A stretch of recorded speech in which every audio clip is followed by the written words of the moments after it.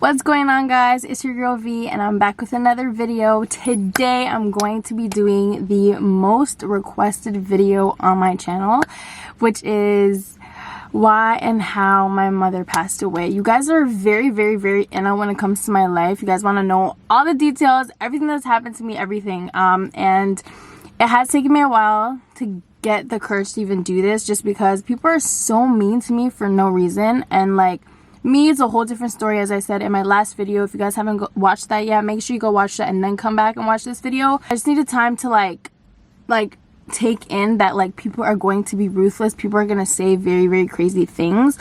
And I just have to be strong. Like, when it comes to me, I don't care, you know, say whatever you want. But obviously my mom is not here with me anymore. So it was just like, I know that like I would try to act all tough and but like I'd be hurt on the inside with certain things people say, because people are so like, ew, don't do that. But yeah, so today I just want to give a little disclaimer. There's definitely gonna be waterworks today.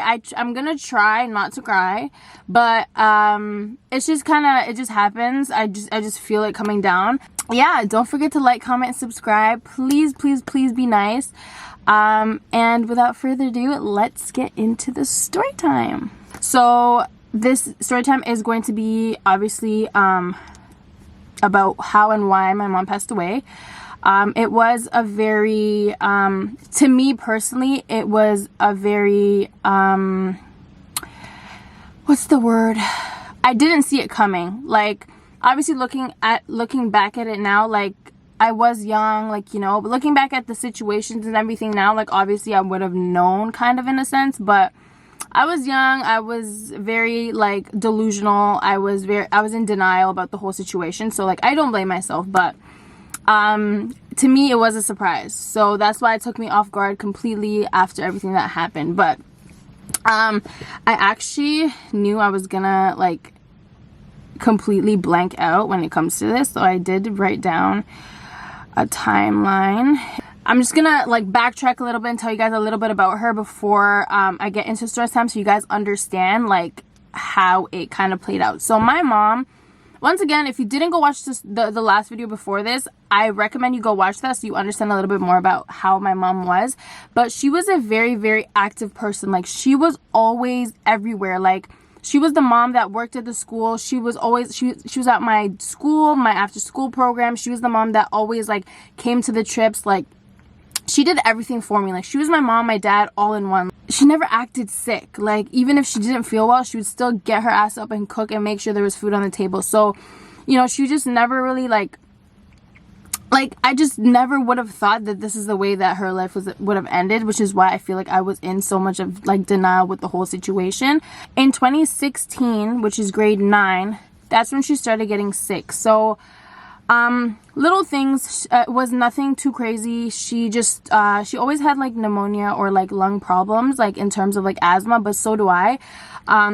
She started using like puffers like every single day, but she was still active. Like, she was still moving, she was still normal, like she was able to do everything on her own. 2017, so in grade 10, she got a little worse. So she started at the beginning of the year, like, she slowly started progressively getting worse. So sorry, back to 2016, we would go to the hospital for checkups and appointments and stuff, and they would check her, everything, and they would send her back home. Cool. 2017, she started getting stopped in the hospital. So she would go in for a checkup and they would make her stay the night or stay a few nights, and then progressively started like making her stay longer and longer.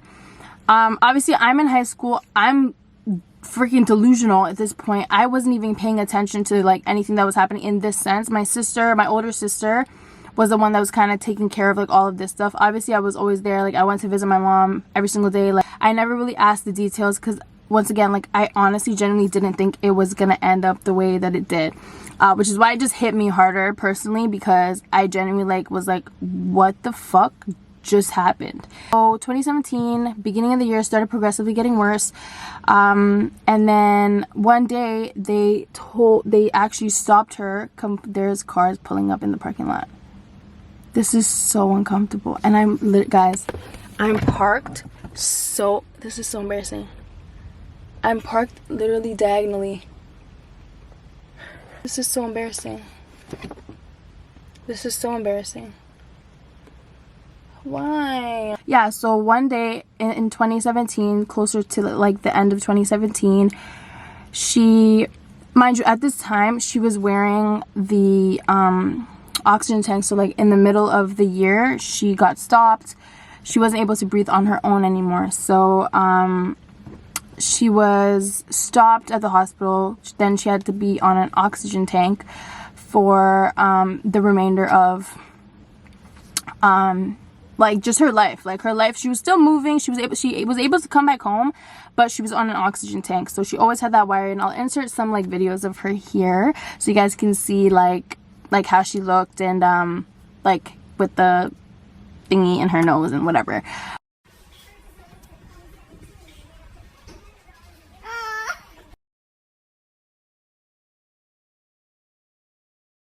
On a scale of 1 to 10, how beautiful am I?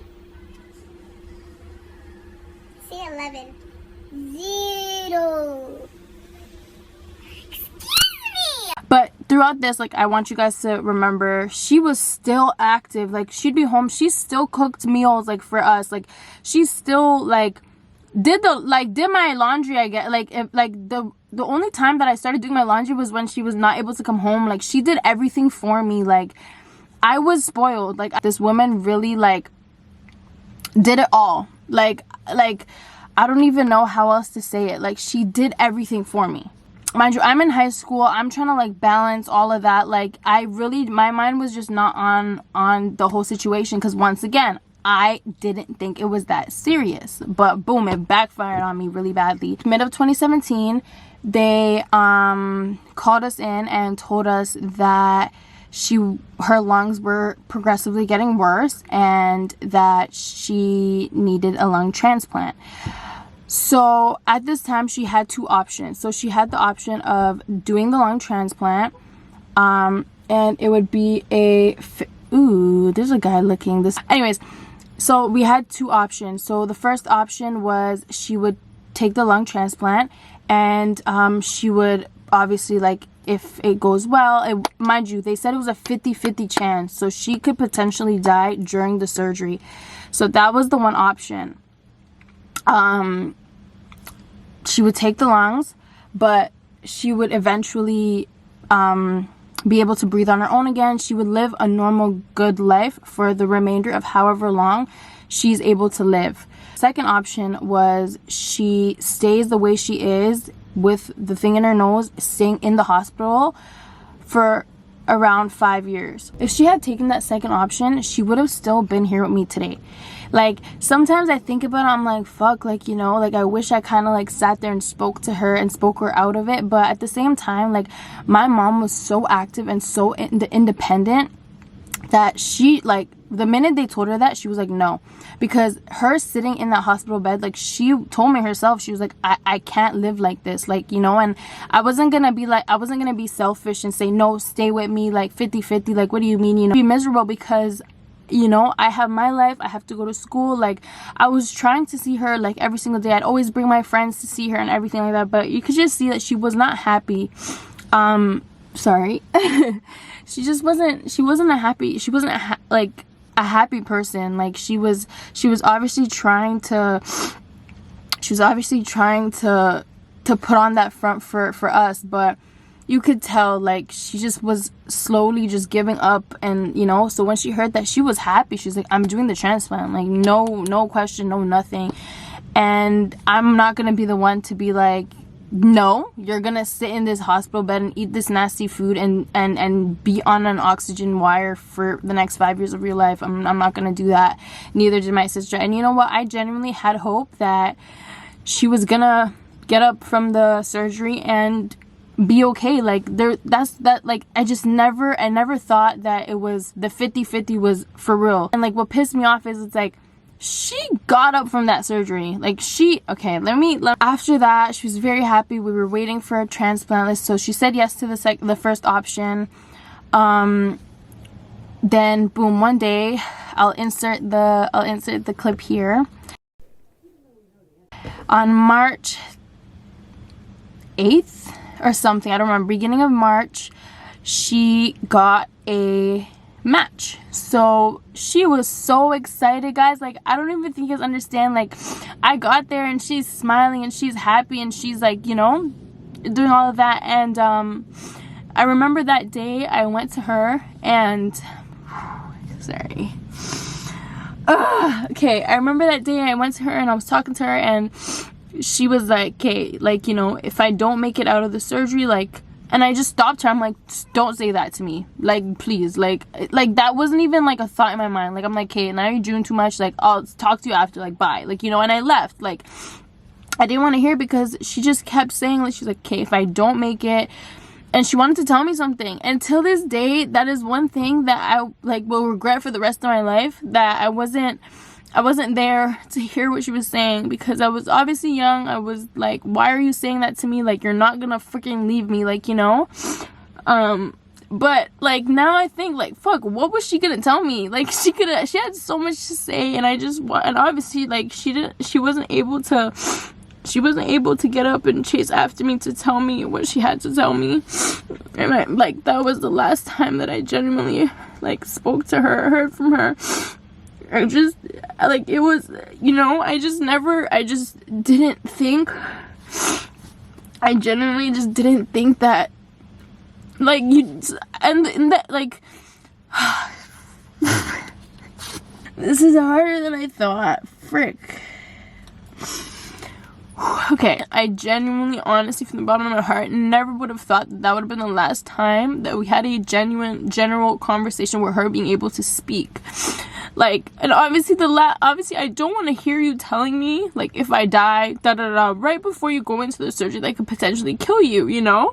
So I just told her, I'm like, hey, honestly, stop. I don't want to hear it. Like, just move. Obviously, looking back now, I feel really stupid because she could have, you know, just wanted to say, like, I love you, or, you know, like, something.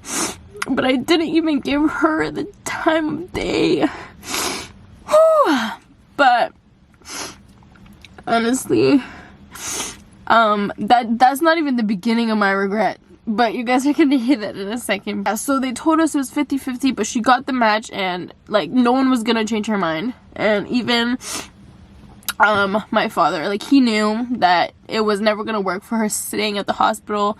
Obviously, we were all, like, there always and going there every single day, visiting her every single day and doing all that. But, like, you could just tell, like, imagine having to sit in a hospital bed and for like the rest of your life, basically, eating the food that you hate eating. And, like, my sister had my nephew, so you could even just tell, like when all of us would be there and then we'd leave together, like, she's alone, like, you know, like, nobody, we weren't allowed to stay with her or anything like that. Like, I was in school, so I had to go home to go to school. There was no space for my dad to be there. Like, my sister had my nephew to take care of, so us all being there, you could see how happy she was. And then when we all had to leave, like, you could just tell, like, it's, you know, nobody said it out loud, nobody spoke about it, but you can tell how, like, how hurt she was that, you know, she was alone. Like, at the end of the day, she was sleeping alone. She stopped her from wanting that transplant, so she went into the transplant.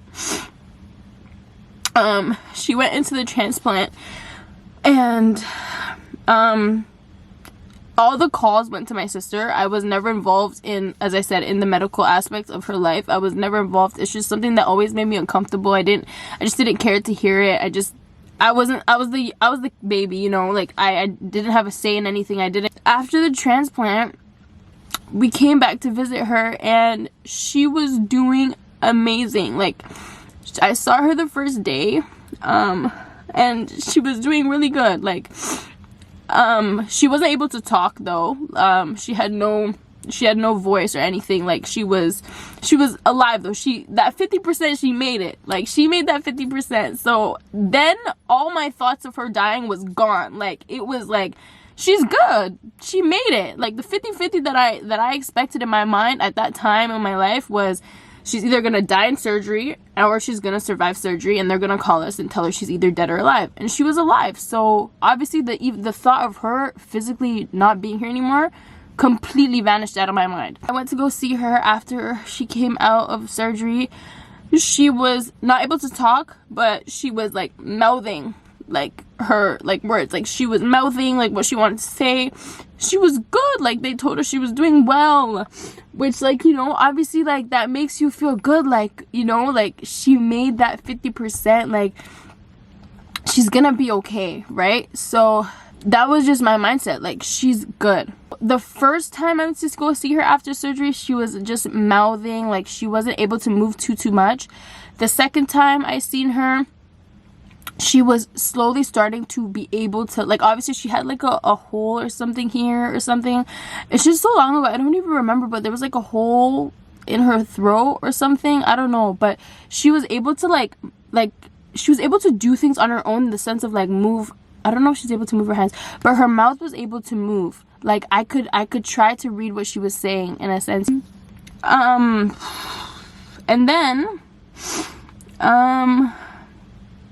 that was fine. Even then, she would try to like mouth certain shit. Like, I don't know if I have videos, but if I do, I'll insert them here. But even then, like, she would say, you know, some dumb stuff, like, you know, and it just got me irritated. I'm like, keep saying this shit, I'm not gonna come see you, like, I'm done, you know, I'll see you. And I even told her, I'm like, I'll see you when you're good, I'll see you when you can walk again and talk again and do all of that stuff. But one day we get a call and they tell us that, well, told my sister, who told me, they tell us that something had went wrong and they had to open her up and do another second surgery.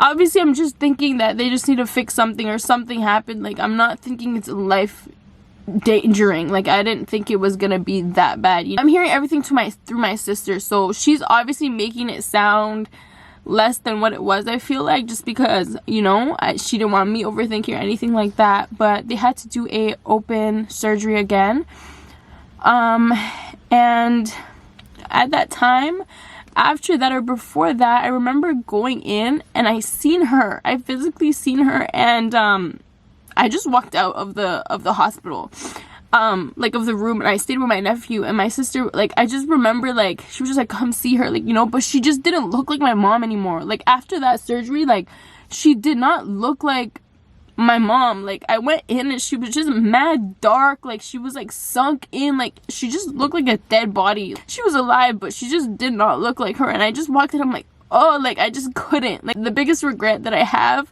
and I will always have for the rest of my life, that the fact that I wasn't there by her side through her last days. Like, but I didn't know, like, you know, like, I just told her, I'm like, I'll see you when you're good. Like, she just didn't look like, it was just like a whole different person. Like, I don't know. Go to the hospital every single day. I'd go, but I'd just wait with my nephew outside. And, like, you know, my sister would always tell me to come in to see her. And I know she would have obviously wanted to physically see me, even though she can't move or talk. Like, at least see that I was there. But I just never had the, I just couldn't. Like, I regret it, and I will always regret it. It's the biggest regret of my life. But I just couldn't see her that way. Like, it was just so hard for me to see her that way, because I couldn't recognize the person that I was seeing. I stopped seeing her and told her I'll see her when she got better. And then on March 11th, 2018, we got a call, and they told us to come in, and they said that the open surgery, she got infected, and she's on life support, so she has 2 hours to live. And when I heard that, I'm like, huh? Like, what the hell? Like, how are you gonna tell a person's family that they have 2 hours to live? She was on life support. She was already dead at that point, but she was still, like, breathing. So they told us to come and say our goodbyes for the 2 hours. So I remember going in, and she was already gone. Yuck. She was already gone. Like, you could just tell, like, she wasn't there anymore. She wasn't even breathing on her own. And they had, like, that heating bed on her to, like, make her not, like, get hard and stuff. And, like, she was just, like, her color was gone. Like, she was already like done to me. It was just, like, said to be alive because of the machine that they were gonna take off in 2 hours. So I just remember, like, looking at her, I'm like, huh? Nah, I would have never even thought that I would have 2 hours to see the woman before she died. 2 hours. Like, I don't know if I'm able to find videos, but if I can, I will obviously put it in here. But, I don't even know if I'm allowed to, put that stuff in here, but, ew. Oh my god, I'm so sorry. I look disgusting. I just remember, I'm like, I couldn't believe it. My dad was gone. I don't even know where he went. That's where I get my shit from. Like, I just got all my bad attributes from that man. Like, he was gone. He couldn't handle it. So he left somewhere. My sister was obviously there. I was just in shock. Like, I just couldn't believe it. Just a few days ago, like, you were doing okay. Like, you know, the 50-50 was good. Like, it was done, you know? So I never expected it to just boom, like, she's dead. Like, had my 2 hours. Not even my full 2 hours, because everyone just started calling other family and da-da-da. So, like, you know, I was holding her as long as I could. And then people just started coming and just, you know, hugging me and doing all that, which I just didn't want to. Like, honestly, I just wanted my last 2 hours with my mom, which I wasn't even able to get. I can't be selfish in that sense either. Like, that's her family too that obviously wants to see her. But yeah, I was there, like, holding her hands for the last, you know, last moments, and then they took off the wire, and then she was gone. And then I just remember, like, I left. Like, I left from there. I left the hospital. I went downstairs with my cousin, and we just sat there, and I was just in shock. Like, I don't even think I was crying. Cause I was genuinely, like, I cried upstairs, and then when I went down, I was just, like, in the food court of the hospital, just looking down, and I was just so confused. Like, I was still a kid. I was 16 years old, or 15 or something. 16. Just knew how bad my life was gonna get, you know? Like, the only person in my life that actually genuinely cared for me and would have helped me out and been there for me was gone. Like, I already knew the next person that was up to take care of me was not going to do shit, and here I am. I already knew that was coming, but just the fact that she was gone was just like, bro, like, I would have rather you been in that hospital bed for the next 5 years, like, just being there. Like, I would have been there every single day, and you would have still been here with me today.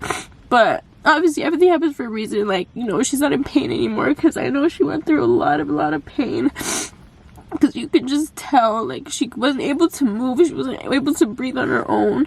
So I'm not mad. I was mad at her at the beginning. And I always used to, like, I would always talk to myself and be like, why the fuck would you do that? I've still fucking been here. But, honestly, she was going through a lot of pain. So I don't blame her at all. Never met such fake family in my life. Like, after that, like, obviously, there was the people that I seen, but there was people coming up to me that I've never seen in my entire 16 years of existence that were trying to talk about my mom, and I'm sitting there like, who the fuck are you? Where have you been 16 years? Because I have never seen you. But let me see if I have anything else written down. I think that's it. Honestly, I don't know if this is as interesting as I wanted it to be. But that's the story. I'm so sorry if I haven't been looking at the camera. I just feel like I'm looking at you guys in the eye and I don't want to. But yeah, and then we did all the funeral stuff, and, you know, just the usual stuff. And then I ended up having to live with my dad, and that's all the tea that follows from today. The next videos will be about that stuff. But yeah, I lost my mother when I was 16 years old. 16 years old. And my life just went downhill from there. As I expected, though. Like, I seen it coming. From then I already knew. Like, I seen that coming. Oh, but that's another thing. After that, a lot of you guys always ask me, why don't you smoke? Why don't you da-da-da-da? I tried. In grade 11, after my mom passed away, everyone told me, smoke. It helps the pain. It da-da-da-da eases the pain. It makes you... I smoked for like every single day for like a week straight, or like a week and a half. And when I tell you, it did absolutely nothing for me. but make me sit there and think about everything that was going to come into my life, all the bad shit that I was about to deal with, like, and just think, like, why the fuck her? Like, it was so bad. Like, I never, like, people made smoking weed sound like such a praised thing, like it was gonna help me so much, and I tried it and I will never do it again. Like, it's been obviously like that many years, like, you know. I've smoked after that, like, occasionally before, but now I've, like, years now I haven't smoked, just because I just don't see the point of it. I'm not saying, like, you guys shouldn't smoke or nothing, like, what the hell, do your thing. But yeah, I tried smoking, it just wasn't for me. It's not for me. I just didn't get the point of it. I knew my mom was probably watching me saying, bitch, what the fuck are you doing? That was, oh my god, ew, I look like a raccoon. I'm so sorry for my freaking thing, but whew, that was the story time. I don't know if I even told you guys all the details. If I think of stuff, I'll make a part 2 or something. I don't know. If you guys have any questions, make sure you guys drop them down below. But yeah, then I got stuck with my father, and here we are, homeless. That's the story time about how my everything left me. It's been 5 years or 6 years or something. Wait, 16, 17, 18, 19, 20, 20. 5 years. I think about her almost every single day. I try not to talk about her often though, because this is what happens, and I hate when people feel bad for me. And if it ever comes up, like if I'm in a conversation with cheers, whatever, I just laugh it off. I'll be like, yeah, my mom's dead.